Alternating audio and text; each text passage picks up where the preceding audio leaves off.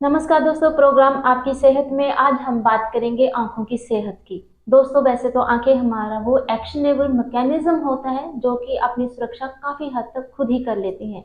लेकिन कई तरह की इन्फेक्शंस, कई तरह के डिजीज, बढ़ती उम्र और आजकल के जो डिजिटल गैजेट्स हैं, इन सब का हमारी आंखों पर क्या दुष्प्रभाव पड़ रहा है और कैसे इसे मैनेज किया जाए, आज हमें बताएंगे डॉक्टर अभिषेक सचदेवा, जो कि जाने माने ऑप्थेमोलॉजिस्ट हैं। सर, आपका हमारे प्रोग्राम में स्वागत थैंक यू है। और थैंक यू। अगर बात करें हम आजकल के जीवन की, तो मैक्सिमम लोगों का टाइम अधिकतर फोन को स्क्रॉल करते हुए, कंप्यूटर या फिर टीवी स्क्रीन पर गुजर रहा है। हाँ जी। तो यहाँ से निकलने वाली जो नीली रोशनी होती है, उनका हमारी आंखों पर क्या प्रभाव पड़ रहा है? मैम, ये आपने आज बहुत ही रेलेवेंट सवाल पूछा है। तो इसमें मैम आजकल ऐसा हमारी जो डिजिटल आजकल वो वर्ल्ड एरा चल रहा है, इसमें हमारा हर चीज़ मोबाइल या लैपटॉप और स्क्रीन्स पे। जी। तो इससे हमारी आईज पे बहुत ही ज़्यादा हार्मफुल इफेक्ट होता है, खासकर जो हम बच्चे हैं इनके इनके लिए बहुत ज़्यादा हार्मफुल है, क्योंकि इससे जो आई स्ट्रेन और आई फटीग, मतलब आंखें थक जाती हैं, आंखों से पानी ज़्यादा निकलता है, रड़क, और ऐसा लगता है कि कुछ आंखों में पड़ा हुआ है। ये सब कुछ लक्षण हैं जो हमारे होते हैं स्क्रीन ज़्यादा देखने की वजह से। जी। तो इसीलिए हमें जितना हो सके बच्चों को मोबाइल कम से कम इस्तेमाल करना है। और हमें ये ज़रूर रखना है कि हमें जो बच्चों को एटलीस्ट 2 घंटे बाहर ज़रूर खेलें। वो सिर्फ आजकल क्रिकेट भी लैपटॉप मोबाइल पे लैपटॉप पे खेल आ रहे रहा हैं है। और जी। इस पे गेम्स भी इस पे खेल रहे हैं। तो अब वो हमें 2 घंटे एक्टिविटी बाहर ज़रूर रखनी है। जी। इसके साथ साथ हमने एक बड़ी यूज़फुल चीज़ है और बड़ी आसान चीज़ है, उसको बोलते हैं विजन 2020। तो 20-20-20 रूल में ये होता है कि हमने हर 20 मिनट के बाद 20 सेकंड के लिए 20 फीट दूर देखना है। यानी हम अगर मैं 20 मिनट फ़ोन देखता हूँ तो 20 सेकंड के लिए मैं थोड़ा 20 फीट दूर देखता हूँ और फिर वापस स्क्रीन को देखता हूँ। तो ये कुछ चीज़ें हैं जिनसे बच्चे काफ़ी हेल्पफुल होगा उनके लिए। जो उनकी आंखों को जो फटीक है उसमें राहत मिल हाँ हाँ जी, सकती हाँ है। जी, ये बिल्कुल बच्चों को समझाने की जरूरत होगी, उनको बिल्कुल। एडुकेट करने की हाँ जी, हाँ जरूरत होगी। जी, बिल्कुल। सर, अगर आप बात की जाए तो कौन सी लक्षण हैं जो आपके पास बच्चे लेकर आ रहे हैं, रिपोर्ट होते हैं सर? तो जो बच्चे जो हमारे पास आजकल जो है, हम देख रहे हैं कि उनको जो स्पेक्स लग रही हैं, उसका बहुत ज़्यादा चश्मा बहुत ज़्यादा नजर कॉमनली वीक हो रही है नज़र जैसे। वीक हो रही है, नज़दीक का दिखता है, दूर से कम दिखता है। ये बहुत ही ज़्यादा मायोपिया जिसको हम बोलते हैं, ये बहुत ज़्यादा कॉमन है। और ये इन सब स्क्रीन और बाकी अन्य कुछ फैक्टर्स की वजह से है। इसमें सबसे जो इम्पोर्टेंट रोल जो प्ले कर सकते हैं वो स्कूल टीचर्स प्ले कर सकते हैं, क्योंकि स्कूल टीचर सबसे पहले जज करते हैं जो बच्चा है वो ब्लैक बोर्ड नहीं देख पाता है, वो आगे बैठता है, थोड़ा सा उसको पढ़ने लिखने में थोड़ी दिक्कत हो रही है। तो स्कूल और स्कूल में जो टीचर्स हैं उनका वो फर्स्ट डॉक्टर हैं इसके लिए, जो वहाँ से पकड़ा जा सकता है कि किस बच्चे को कम दिखता है, और फिर वो यहाँ पे हम रिपोर्ट कर तो सकते सर, हैं। हमारे प्रोग्राम के माध्यम से आप ये कहना चाहते हैं कि अगर बच्चा शिकायत करता है कि मुझे ब्लैक बोर्ड नहीं दिखाई दे रहा, तो इसे इग्नोर ना किया हाँ जाए? जी, हाँ जी, इसको बिल्कुल इग्नोर मत किया जाए, जी। क्योंकि इसमें सिर्फ आंखों का नहीं है। पहले तो उसको अगर दिखेगा कम तो वो कम पढ़े लिखेगा, उससे वो उसको थोड़ा और स्ट्रेस और बाकी मेंटल इश्यू स्टार्ट हो जाएंगे, वो थोड़ा पीछे रहेगा क्लास में। कहा जाता है हम 80% जो देखते हैं वही हम सीखते हैं, तो बच्चों बिल्कुल में तो बिल्कुल। जो बहुत ज़्यादा इम्पोर्टेंट हो जाता हाँ है। जी, हाँ जी। सर, अगर क्या आप समझते हैं, जहाँ आप कहना चाहेंगे कि अगर स्कूल में एडमिशन के समय हाँ जी, हाँ जो जी। विजन सर्टिफिकेट है वो मैंडेटरी हो जाए, तो हाँ जी, हाँ बच्चों जी। का जो चेकअप है स्टार्टिंग से शुरू हो हाँ जाएगा? जी, हाँ जी, बिल्कुल। एडमिशन में या फिर स्टार्टिंग में विजन चेकअप बहुत ज़रूरी होना चाहिए, हम्म। और हर 6 मंथ एटलीस्ट एक विजन चेकअप ज़रूर होना चाहिए बच्चों का, ताकि हम बहुत अर्ली, क्योंकि कुछ ऐसी बीमारियां हैं जैसे लेजी आई, एम्बलायोपिया बोलते हैं, वो अगर हम बचपन में ही अगर उसको पकड़ लेते हैं बच्चों में, तो वो बहुत ही ज़्यादा उस समय हम उसको ट्रीट कर सकते हैं, बाद में थोड़ा मुश्किल हो जाती है। जिंदगी भर की जो कमजोर नजर है उससे बचा जा हाँ सकता जी, है हाँ अगर जी। हम रूटीन चेकअप बच्चों का करवाते हाँ जी, रहेंगे। हाँ जी। सर, कहा जाता है कि 40+ के बाद की अगर बात की जाए, तो कौन से ऐसे आई से रिलेटेड इश्यूज हैं जिनको हर व्यक्ति को पता होना चाहिए, चाहे वो मेल हो चाहे वो फीमेल हाँ जी। तो 40 ईयर्स के बाद जनरली एक एक डिजीज होती है जिसको प्रेसबायोपिया बोलते हैं, यानी उसमें क्या होता है कि नज़दीक का थोड़ा दिखना कम हो जाता है। तो अगर हम जनरली हम देखते हैं कि हमारे आसपास जो है, हम 40 ईयर्स के बाद चश्मा लगा के पढ़ते हैं, हो? वो एक हमें पहले ये समझना है कि वो एक नॉर्मल एजिंग प्रोसेस है। जैसे बाल सफ़ेद होते हैं, वैसे 40 साल के बाद आंखों में नज़दीक का नहीं दिखता है। ये एक नॉर्मल बात है, इसमें डरने या घबराने की ज़रूरत नहीं है, ये कोई बीमारी नहीं है।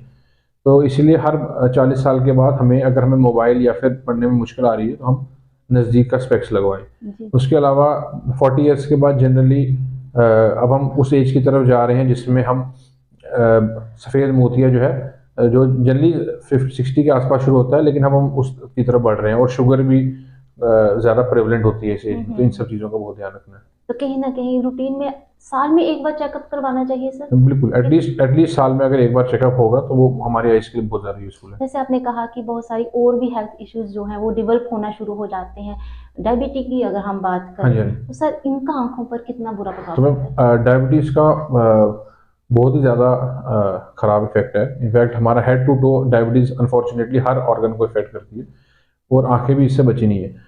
तो और एक और मुश्किल बात ये है कि ये इर्रिवर्सिबल डैमेज तो हम नहीं कह सकते, लेकिन डायबिटीज़ का बहुत ज़्यादा एक हार्मफुल इफ़ेक्ट आई से पड़ता है, जो जितना जल्दी पकड़ लिया जाए उतना ज़्यादा अच्छा है। मैनेज हो सकता हाँ, हाँ जी, उससे ज़्यादा मैनेज हो सकता है। और कुछ स्टार्टिंग में अगर लाइफ़स्टाइल मॉडिफ़िकेशन चेंजेज़ लाई जाएँ, यानी अगर थोड़ा-सा जो मरीज़ है थोड़ा फ़िज़िकल एक्टिविटी सैर वगैरह रखे, थोड़ी डाइट वगैरह अपनी सुधार के रखे, और वही फिर अगर अपना पर्दे की पीछे की जाँच साल में एक बार कराता रहे तो वो काफ़ी ज़्यादा बच सकता है। सर बहुत बुरा लगता है, दिल भर आता है जब पता चलता है कि हमारी लापरवाही के चलते हमारी आंखों की जो रोशनी है वो कम हो रही है। ग्लूकोमा की मैं बात कर रही हूँ, जो हाँ जी, धीरे धीरे प्रोग्रेस होता है और रोशनी जो है वो खत्म होती जाती है और बिल्कुल, पता भी बिल्कुल, कहा जाता है देर में चलता है। तो बिल्कुल। सर क्या ऐसे लक्षण हम वाच कर रखें जिन पर ध्यान रखने की जरूरत होगी? तो ग्लूकोमा जो है इसको हम नॉर्मल भाषा में काला मोतिया बोलते हैं। इसको एक बेसिकली एक साइलेंट किलर है, हमें पता नहीं चलता, आस्ता-आस्ता हमारी रोशनी जो है वो टनल विज़न बनती है, यानी कि हम जैसे हम पाइप के थ्रू देखते हैं वैसी बननी शुरू हो जाती है। हमारे को आस-पास का दिखना बंद हो जाता है। फील्ड व्यू हाँ, जो है वो कम हो कम जाता हो है। जाता है और सिर्फ सेंटर का दिख रहा होता है। इसमें भी ये फिर वही वाली बात है कि अगर हम हर 6 महीने साल में अपनी आँखों का प्रेशर की जाँच कराते रहेंगे और पर्दे की जाँच करेंगे, ख़ासकर अगर हमारे हिस्ट्री है, अगर हमारी फैमिली में हमारे पेरेंट्स को या ग्रैंड पेरेंट्स को भी काला मोतिया की शिकायत रही है, फिर तो और तो ज़्यादा इम्पोर्टेंट है कि हमें अपना चेकअप ज़रूर करवाना चाहिए। जी, तो सर क्या लक्षण, प्रेशर बढ़ रहा है आंखों का, इसके क्या कुछ लक्षण रहते हैं क्या? इसका कोई लक्षण नहीं रहते। जनरली जो ग्लूकोमा है उसमें प्रेशर बढ़ता है। कुछ कंडीशंस में कुछ ऐसे ग्लूकोमा है जिसमें प्रेशर बिना बढ़े भी ग्लूकोमा हो सकता हो है। सकता है। लेकिन जैसे हमारे आँखों ब्लड प्रेशर होता है, वैसे आँखों के अंदर इंट्राओकुलर प्रेशर बोलते हैं, तो वो बढ़ जाता है और उसकी वजह से हमें जनरली ग्लूकोमा होता है। तो जी। इसलिए अगर हम फिर भी रेगुलर चेकअप कराएँगे तो हम काफ़ी हद तक बच सकते हैं। ओके। सर अब बात करूँगी मैं उन लोगों के लिए जो जिनको चश्मा लगा है और हुँ। वो डिसाइड नहीं कर पा रहे कि अगर हम चश्मा हटवाना चाहते हैं तो कौन-सी सर्जरी कराएँ? सर नए आयाम क्या हैं, नई टेक्निक्स क्या हैं चश्मा हटाने की? तो बहुत ही टेक्निक जो आज फॉलो हो रही है वो लेसिक है। इसमें लेज़र रिमूवल से हम स्पेक्स हटा देते हैं हमेशा के लिए। 21 साल के बाद जनरली रिकमेंडेड है, हम इसको कर देते हैं। और इसमें कुछ टेस्ट होते हैं, अगर हम उन टेस्ट को फॉलो करके अगर हमारा वो टेस्ट ठीक आ रहे हैं तो फिर हम फिट हैं लेसिक कराने के लिए। अगर तो हम लेसिक हमेशा के लिए हमारे स्पेक्स उतर जाएंगी, हमें दूर की जितना हमें चश्मे के साथ दिखता है फिर हमें चश्मे के बगैर उतना दिखने लगेगा। ओके। तो सर जब सर्जरी रिकमेंड की जाती है, अक्सर पूछा जाता है कि आपको कौन से लेंस डलवाने हैं। हाँ सर ये जी, कैसे डिसाइड किया जाता है कि कौन से लेंस जो हैं हमें क्वालिटी विज़न दे सके? हाँ जी, हाँ जी। इसके लिए कैसे तो सर ऐसा है चूज़ कि किया जाता जो है? हम ये कैटरेक्ट में हम लेंस डालते हैं, लेसिक में कोई लेंस नहीं लगेगा। तो कैटरेक्ट में जनरली जो है हमें काफ़ी कुछ पैरामीटर्स होते हैं जो डॉक्टर ने और पेशेंट ने मिलकर डिसाइड करने हैं हुँ, कि हम कुछ ऐसे टेस्ट होंगे कि पेशेंट जो है वो उसके लिए कौन सा लेंस ज़्यादा सूटेबल है। ज़रूरी नहीं, पहले एक जानने चीज़ बहुत ज़रूरी है कि लेंस सब कुछ ऑपरेशन में नहीं है। ओके। ठीक, अगर अगर कैटरेक्ट सर्जरी में 10 स्टेप है तो उसका आखिरी स्टेप जो है वो या 9 स्टेप जो है वो लेंस डालना है। तो सारे स्टेप्स उतने ही इंपॉर्टेंट हैं। हुँ, हुँ, सिर्फ लेंस जो है वो सर्जरी डिटरमाइन नहीं करता कि रिजल्ट क्या आएंगे। हुँ, हुँ। तो हम पेशेंट डॉक्टर की सलाह से जो हमें जो उनकी और हमारे बीच में जो हम उनकी जो साइंटिफिक जो नॉलेज है और हमारे कुछ फैक्टर्स की वजह से हम दोनों डिसाइड करके किसी पे पहुंच सकते हैं। किसी डिसीजन पे पहुँच सकते हैं कि कौन-सी सर्जरी जो है वो बेनिफिशियल हो सकती हाँ है जी, हाँ किसी जी। व्यक्ति के लिए।